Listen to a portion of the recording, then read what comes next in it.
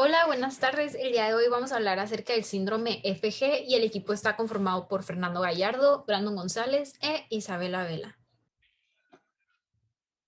El síndrome FG, o también es conocido como síndrome de Opitz-Cabella, fue descubierto en 1974 por Opitz y Cabella. Ellos lo descubrieron haciendo un estudio en tres de sus hermanos y dos primos varones que padecían de este síndrome. Un dato curioso del nombre FG es que representa las iniciales del apellido de la primera familia que tenía este síndrome. ¿Y qué es el síndrome FG? Bueno, es una condición genética que afecta a varias regiones del cuerpo y se presenta mayoritariamente en hombres. En la imagen esta se puede apreciar cómo se vería alguien con este síndrome. Este es un niño. Se puede ver de frente y de perfil. Han hecho varios estudios en los pacientes con el síndrome y se han documentado que en la mayoría hay antecedentes familiares de retraso mental ligado al cromosoma X. Bebés varones fallecidos o múltiples pérdidas fatales. En esta imagen se puede ver la evolución del síndrome. Aquí en la letra A y B se puede ver a un niño de 2 años y 3 meses. En la letra C se puede ver a un niño de 11 años y 10 meses. Y en la letra D se ve a un mayor de edad de 18 años. Y así es como se estaría evolucionando pues el síndrome. Bueno, vamos a empezar lo que vienen siendo las causas, que como tal las causas de este síndrome están dadas en base a un gen. Este gen se hace denominar MED12 y como anteriormente se mencionó, está más susceptible a presentarse en pacientes varones, por lo que se denomina así recesivo al cromosoma X.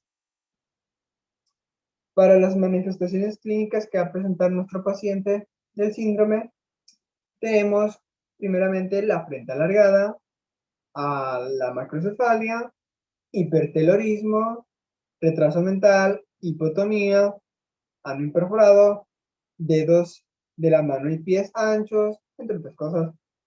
Como podemos ver en la imagen, podemos ver aquí la frente alargada, la macrocefalia, el hipertelorismo y la microtia. Que como tal, estos son solo los rasgos craneofaciales que presentan los pacientes con este síndrome. Bueno, ahora estoy empezando a explicar el término que se hace denominar recesiva al cromosoma X, para así poder entender a lo que hace referencia, porque es que se presenta mayoritariamente en los hombres. Para esto deberemos entender lo que significa que es un cromosoma. Como tal, un cromosoma son las estructuras que como tal se forman para así condensar a nuestro material genético, con el fin de tenerlo de una mejor forma organizado dentro del núcleo, para facilitar así la replicación, la reparación y la transcripción de este material genético y de sus genes. Esto a su vez, el cromosoma tiene diversas partes, como tenemos a los telómeros, que mencionan aquí en la parte de la imagen, a los brazos cortos, a los brazos largos, las cromátides, que son esta sección y al centrómero. Como tal, en el ser humano, los cariotipos se hace alusión al material genético que el ser humano tiene. Esto es, cada ser humano tiene alrededor de 46 cromosomas, que estos a su vez se juntan en pares, formando así la cantidad de 23 pares, en los que el número 23 va a decir qué sexualidad tiene la persona.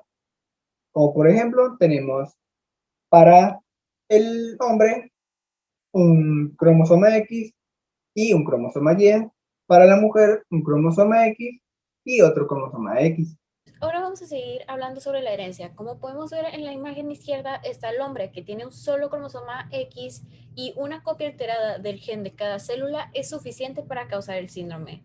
Y luego del lado derecho podemos observar a la mujer, la cual cuenta con dos cromosomas X y una mutación por lo general ocurre en ambas copias del gen para que se pueda ocurrir el síndrome, pero es muy poco probable que una mujer tenga dos copias alteradas del gen en el cromosoma X. Por eso, los hombres afectados por trastornos recesivos ligados al cromosoma X es mucho más frecuente que ocurra. Por eso está la tasa alta y la tasa baja. Esto es importante tener en cuenta, ya que la alteración recesiva del cromosoma X nos dice que para que alguien esté presente este síndrome, deberá tener sus cromosomas X mutados. Esto es, un hombre, ya que solamente presenta un cromosoma X, nomás ocuparía que esté mutado un cromosoma, que es su cromosoma X, para así que se vaya a presentar lo que viene siendo el síndrome. No como en el caso de la mujer, que ya que presenta dos cromosomas X, pues el presentar solo un cromosoma X mutado no va a definir que presente el síndrome. Pero si ella presenta los dos cromosomas X mutados, ahí sí es donde ya se va a presentar lo que viene siendo en las mujeres. Por eso es que se me dice que en los hombres se presenta mayoritariamente, ya que pues nomás tienen un cromosoma X y son más susceptibles a que nomás con una mutación se presente este síndrome.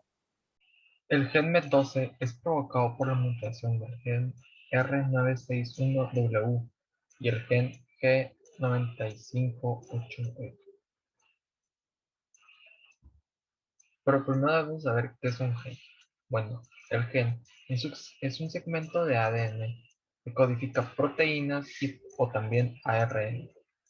¿Qué quiere decir esto? Bueno, codificar significa en este caso que cada gen contiene información para la producción de una proteína que llevará a cabo una función específica en la célula.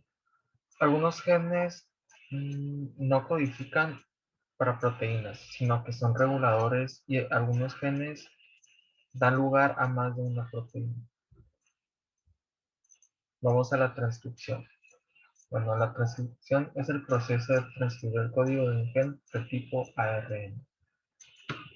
Existen diferentes tipos de ARN. Primero está el mRNA, el ARN mensajero. Transporta información transcrita de un solo gen que codifica una sola proteína. También está el rRNA, que es el AR ribosómico.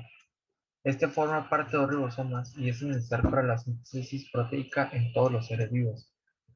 Después está el miRNA, el microARN. Este tiene la capacidad de regular la expresión de otros genes mediante diversos procesos y se caracterizan por poseer una única cadena en lugar de las dos que tiene el ADN. Y por último está el tRNA, ARN de transferencia. Este es aquel que transfiere las moléculas de aminoácidos a los ribosomas para posteriormente ordenarlos a lo largo de la molécula de ARN mensajero. El gen MET12 es un gen que codifica proteínas y proporciona instrucciones para sintetizar la proteína mediador 12. Este gen se encuentra en el cromosoma XQ13.1, como se puede observar aquí, señalado con la flecha roja. Bueno, ¿dónde se localiza? Este se localiza en el núcleo. Aquí se puede ver la célula y el núcleo es el que se encuentra aquí en el centro. Bueno, pues ¿qué es el núcleo? Tenemos que saber también.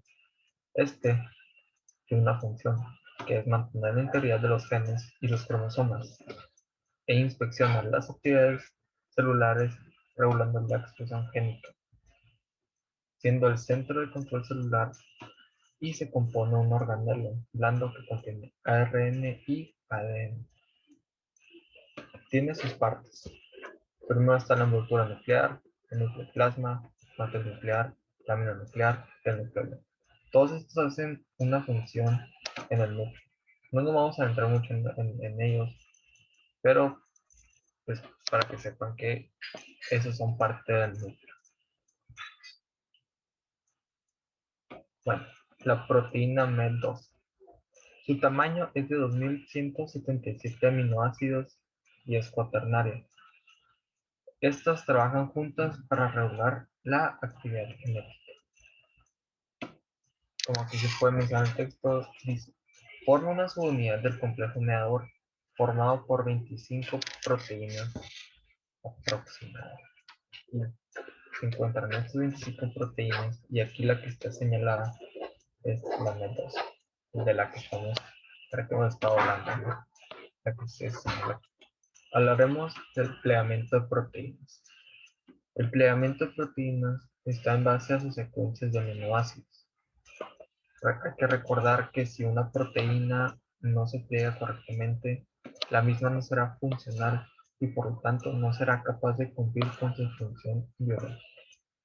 Ahora vamos a hablar acerca del proceso de transcripción, que este proceso es mediante el cual la información almacenada del ADN en un gen se va a utilizar para sintetizar proteínas y el inicio de transcripción de esa proteína es controlada en parte por el complejo de preiniciación y un componente de este complejo es el mediador y como podemos observar tiene su cabeza, la parte central, la cola y también la parte quinasa, que en esta quinasa es donde se va a encontrar la MED12 y también un factor muy importante que es el CDK8. El subcomplejo de CDK8 es el que va a modular las interacciones del mediador con la polimerasa 2, por lo cual va a regular el inicio de la transcripción. La proteína MED12 es muy esencial para que se pueda activar esta quinasa, que es la CDK8. Ahora, el complejo mediador va a vincular físicamente los factores de transcripción en conjunto con la enzima RN polimerasa 2. Los factores de transcripción son proteínas que influyen en que si los genes van a estar prendidos o apagados. Una vez que estos factores de transcripción están unidos, la enzima va a iniciar la transcripción de genes, como aquí podemos observar que es en dirección para allá. Varios investigadores dicen que esta proteína MED12 va a estar involucrada en muchos aspectos del desarrollo temprano, refiriéndose a la etapa prenatal, como por ejemplo en el desarrollo de las neuronas en el cerebro. Ahora vamos a hablar acerca de la traducción. En esta etapa, el ARN mensajero se decodifica para poder construir una proteína y ahora podemos observar las mutaciones. Las mutaciones que causan el síndrome del FG lo que van a venir haciendo es cambiar un aminoácido en la proteína MED12. Y tenemos dos tipos, que es la R961W y la G958E. La mutación R961W, o también conocida como arginina 961 triptófano, lo que va a venir haciendo es reemplazar el aminoácido arginina con el triptófano en la posición 961. Y en cambio, la G958E, conocida como glicina 958 ácido glutámico, lo que va a venir haciendo es reemplazar el aminoácido glicina por el aminoácido ácido glutámico en la posición 958. Ahora aquí tenemos un ejemplo para identificar todo lo que mencioné anteriormente. Aquí tenemos unos codones que son normales, por lo cual su plegamiento de proteína va a ser de forma normal y va a dar como producto final una proteína con una función normal. Pero en cambio, aquí podemos observar los codones que ya están mutados, que aquí podemos observar, lo que va a ocasionar que se haga un plegamiento de la proteína de manera errónea, que va a dar como resultado una función alterada.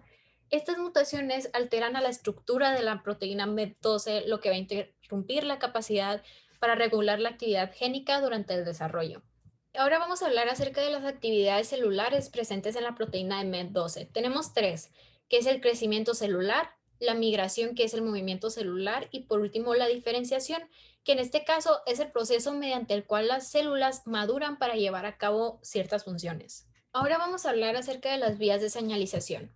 Esta proteína es parte de varias vías de señalización química dentro de las células y lo que van a venir haciendo estas vías es ayudar a dirigir muchas actividades celulares. Hay algo muy importante que debemos de tener en cuenta, que como tal sabemos que la mutación en el gen MED12 es lo que provoca la manifestación de los fenotipos anteriormente mencionados, pero los procesos moleculares acerca de esto todavía no ha sido descubierta, no es clara todavía. pero lo que sí sabemos es que las mutaciones interrumpen una restricción impuesta por el complejo mediador en la vía de señalización Sonic and Hedgehog dependiente de GLI3. La vía de Sonic and Hedgehog. Esta es una vía muy importante relacionada con el desarrollo embriológico en la organogénesis, lo que significa el proceso de la creación de los órganos.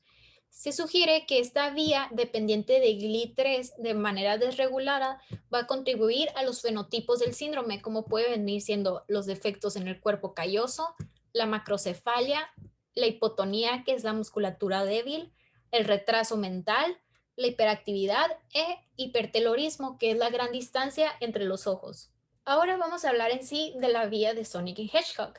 Pero antes de todo esto debemos de tomar en cuenta que el GLI3 es un regulador con la capacidad de reprimir y activar la expresión génica. Aquí observamos que tenemos al GLI3 activado por Sonic and Hedgehog, que a través del MBD, que es el dominio del láser mediador, se va a venir uniendo con la MED12 en el complejo mediador, y esto es para revertir la inhibición mediada por CDK8 de la actividad transactivacional de GLI3. La actividad transactivacional es el aumento de expresión génica debido a procesos biológicos. Lo que va a venir haciendo es que va a haber un equilibrio que va a contribuir al nivel de expresión génica dependiente de GLI3 en respuesta a Sonic and Hedgehog. Ahora aquí tenemos un modelo de cómo las mutaciones en MED12 interrumpen la señalización de Sonic and Hedgehog dependiente de GLI3. Ahora podemos observar que aquí se encuentra la mutación de R961W en MED12, lo cual va a interrumpir la capacidad de poderse unir con CDK8, que como podemos ver ya no está en el promotor del gen de GLI3, eliminando una restricción en la actividad transactivacional de GLI3, lo que va a dar como resultado a una vía de señalización dependiente de GLI3 de manera desregulada, dando como resultado de la vía proteínas mal plegadas, creando las malformaciones, o sea, los fenotipos. Bueno, vamos a pasar a lo que viene siendo la vía de señalización WT. Y como tal, esta vía es la vía que pruebe la osteogénesis en la etapa embrionaria. Y como tal, la proteína MED12 está incluida en las proteínas efectoras de esta vía. Por lo que si no está presente esta proteína, va a tener decadencias esta vía a la hora de prever lo que viene siendo la osteogénesis, por lo que es muy indispensable que se esté la proteína MED12 para la correcta formación de los huesos del futuro feto. Bueno, vamos a lo que viene siendo las manifestaciones clínicas, que como tal, como se ha estado mencionando, aún no se tiene conciso lo que sucede celularmente, pero lo que podemos hacer es predecir lo que está sucediendo en base a la proteína que está dañada, que en este caso es la proteína MED12.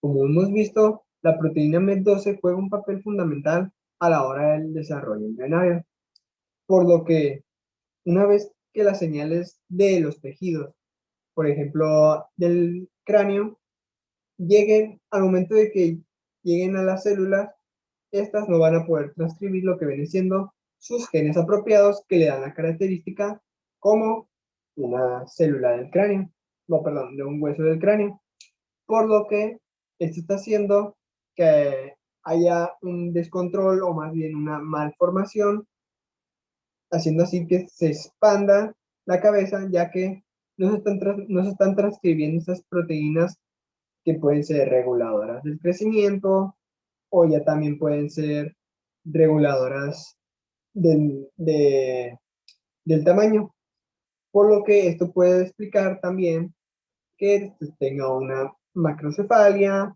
una frente alargada, también a su vez que tenga microtia y a su vez también tenga el ano perforado. Por un ejemplo, no se puede también explicarse que no se están transcribiendo las proteínas adecuadas para la correcta formación del ano, por lo que se estima que se produzca esta malformación del ano perforado.